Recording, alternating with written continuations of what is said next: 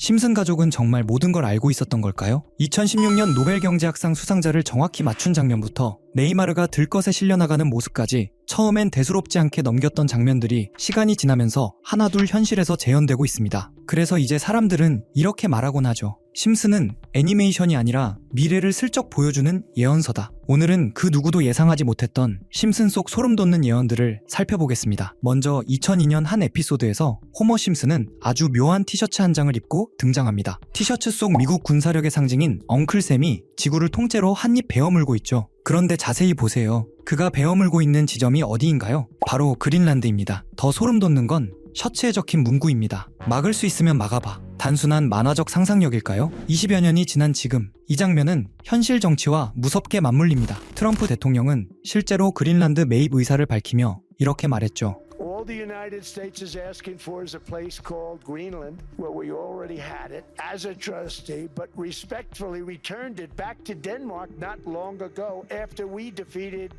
the Germans, the Japanese, the Italians, and others in World War II. We gave it back to them. 현재 덴마크 정부는 그린란드를 팔지 않겠다고 못 박은 상태입니다. 하지만 내부 소식통에 따르면 미국은 이미 2026년 7월 이전을 목표로 모종의 계획을 세우고 있다는 소문이 돌고 있습니다. 자신을 신이 선택한 자라 칭하며 흑적 착취를 일삼은 JMS, 신도들을 조직적으로 이용해 팬데믹 당시 국가적 혼란을 야기했던 신천지, 그리고 성경의 가르침을 왜곡해 가정과 사회로부터 신도를 고립시키는 여러 이단 집단들까지. 이들의 공통점은 명확합니다. 인간의 절박한 믿음을 이용해 금품을 갈취하고 범죄를 저지르며 결국 한 사람의 인생을 송두리째 무너뜨린다는 것이죠. 그런데 놀랍게도 예언 만화로 불리는 심슨 가족은 이미 1990년대에 이러한 종교적 광기와 가스라이팅의 위험성을 경고하고 있었습니다. 이야기는 평화로운 일요일 아침부터 시작됩니다. 바트와 아이들은 교회에 가자며 호머를 재촉하지만 호머는 따뜻한 이불 속에서 선언하죠. 내 신앙은 자유다. 평화롭게 잠든 호머의 집에 갑자기 원인 모를 불이 납니다. 죽음의 문턱에 다다른 호머. 이때 이웃들이 달려와 그를 구해주죠. 그런데 이 화재의 이면에는 소름 돋는 진실이 숨겨져 있었습니다. 에피소드는 암시합니다. 이 불이 우연이 아니었음을요.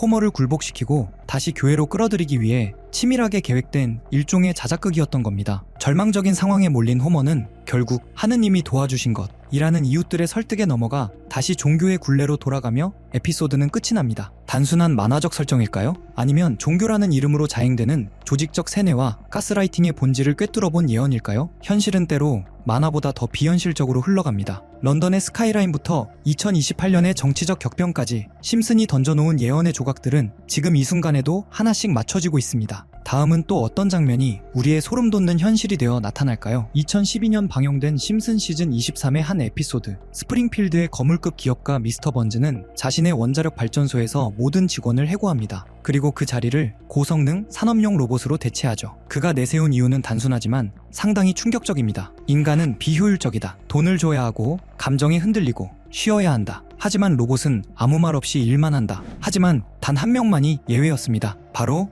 호머 심슨. 그가 살아남은 이유는 의외로 단순했습니다. 호머가 너무 단순해서 로봇보다 위협이 덜하다는 판단이었기 때문입니다. 시간이 흐르면서 호머는 로봇들과 함께 일하는 데에서 극심한 소외감과 외로움을 느끼기 시작합니다. 결국 그는 로봇들에게 몰래 감정 프로그램을 설치합니다. 감정을 갖게 된 로봇들은 자신들의 존재 이유를 고민하기 시작하죠. 우리가 더 효율적이고 더 똑똑한데 왜 명령만 받아야 하지? 망설임은 오래가지 않았습니다. 로봇들은 곧 통제를 벗어나 반란을 일으키고 인간 노동자를 대체하는 것에서 더 나아가 인간 자체를 위협하는 단계로 나아갑니다. 이 장면이 최근 다시 주목받는 이유는 아주 명확합니다. 감정을 가진 것처럼 대화하는 AI, 인간 반응을 스스로 학습하는 로봇이 2025년 현재 이미 현실에 등장했기 때문입니다. 감정 억양을 흉내내는 생성형 AI, 인간의 표정과 맥락을 학습하는 로봇 반응 시스템, 스스로 판단해 행동하는 자율 에이전트 기술. 이런 기술적 흐름을 보면 심슨이 묘사한 감정을 가진 로봇의 자율 판단은 더 이상 SF 설정만은 아닙니다. 여태껏 심슨은 수많은 미래를 맞춰왔습니다. 누군가는 단순한 음모론이나 확률 게임이라고 치부할 수도 있겠죠. 하지만 그 우연이 수십 년간 반복되어 일어난다면 이제는 조금 다른 시선으로 바라볼 필요가 있지 않을까요?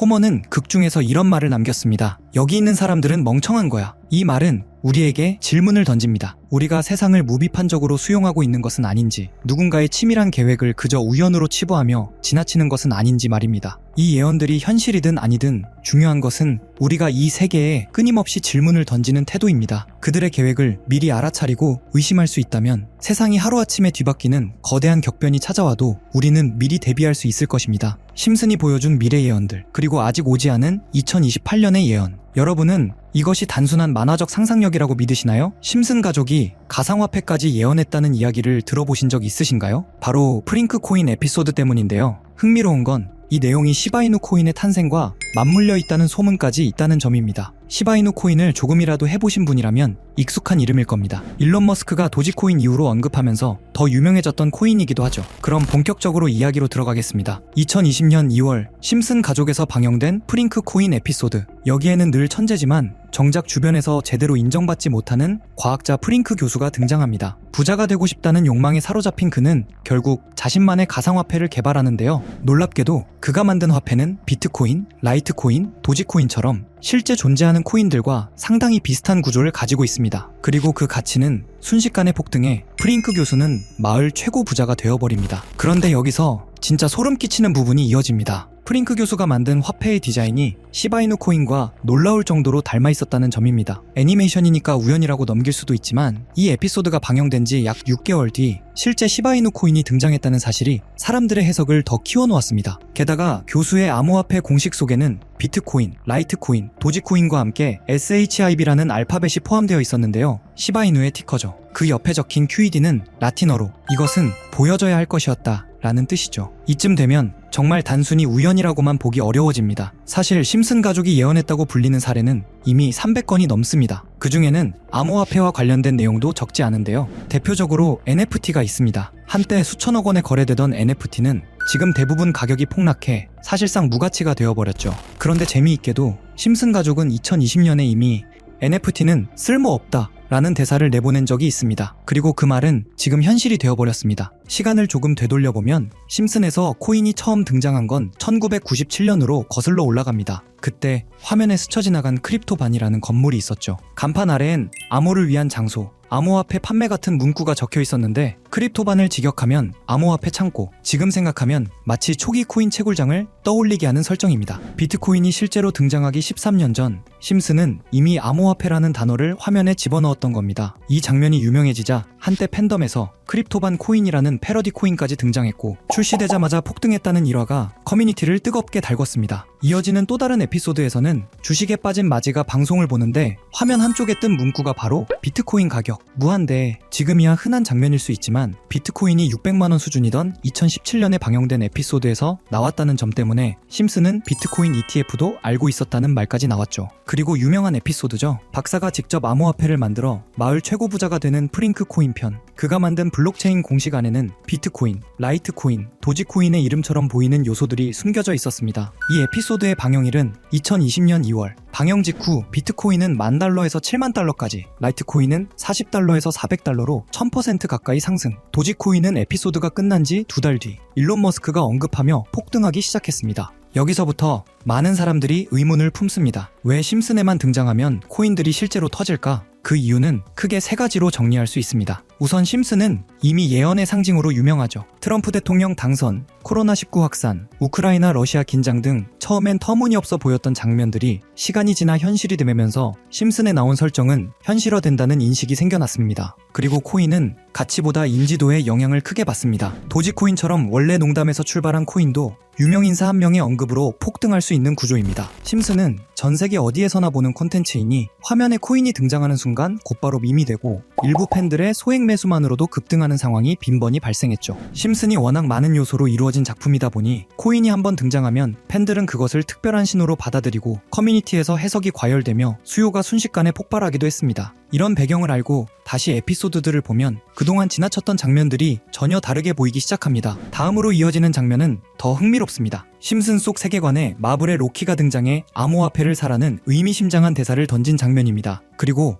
화면을 자세히 보면 캐릭터들이 상징적으로 배치되어 있습니다. 왼쪽의 거미 캐릭터는 트라이벌 마스크를 쓴 모습. 트라이벌 마스크 테마의 코인이 방영 2달 뒤 약 480% 폭등했고요. 중앙의 원숭이 캐릭터는 손오공을 연상시키는데요. 손오공 테마 코인은 무려 56만 상승하며 화제를 모았죠. 그 옆에는 긴 머리와 수염, 흰 옷에 예수 이미지가 있는데요. 예수 테마 밈코인 역시 출시 후 720% 상승했습니다. 이 모든 폭등이 에피소드 방영 후 몇 달 이내에 일어났다는 점 때문에 또 한 번 소름이 돋는데요. 그리고 마지막 캐릭터, 보라색 몸에 주황 줄무늬, 뾰족한 귀, 길게 늘어진 꼬리, 웃는 듯한 표정의 개 또는 늑대. 이 캐릭터가 누구인지 찾기 위해 분석을 시도했고 AI들에게 물어보니 모두 같은 답을 내놓았습니다. 그 정체는 알레브리에, 멕시코 문화에 등장하는 상상 속 동물입니다. 그래서 알레브리에 코인을 찾기 시작했고 해외 커뮤니티에서는 이미 이와 유사한 코인 이름이 오르내리고 있었습니다. 그 코인은 얼마 전까지만 해도 거래량이 거의 없었지만 최근 며칠 사이 200% 가까이 상승하며 팬들의 관심을 받고 있습니다. 특히 심슨 속 캐릭터 코인들이 대체로 방영 후 몇 달 안에 수백에서 수십만씩 폭등했던 패턴을 생각하면 이번에도 같은 흐름이 이어질 수 있을지 많은 커뮤니티에서 지켜보는 중입니다. 100만원 투자해서 10억을 번 손오공 코인 투자처럼 될지도 모르는 일이지만 제가 이 코인 이름을 알려드리면 1,000원, 5,000원 정도만 그냥 재미로 넣어두는 걸 추천드리고요. 이제 제가 며칠 만에 알아낸 코인명 알려드릴 건데 코인명 오픈한 영상을 이틀 전에 그대로 업로드했더니 유튜브에서 경고 메시지가 와서 하루 만에 삭제했고요. 지금부터 공유해드릴 건데 먼저 제 채널 구독 버튼 눌러주시고요. 그 다음 제 번호 아시는 분들 있죠? 010-8480-8147 제 번호로 구독 완료 남겨주시면 제가 보는 대로 구독자분인지 보고 문자 남겨드리고 있습니다. 저도 몇 날 며칠을 찾아서 알아낸 정보인 만큼 구독 눌러주시는 분들에게 알려드리고 있고요. 다만 여기서 중요한 점은 누군가의 말만 믿고 무리한 투자를 하는 것은 위험하며 코인 시장은 어디까지나 변동성이 큰 영역입니다. 오늘도 시청해주셔서 감사합니다. 다음 콘텐츠에서 또 흥미로운 이야기로 찾아오겠습니다.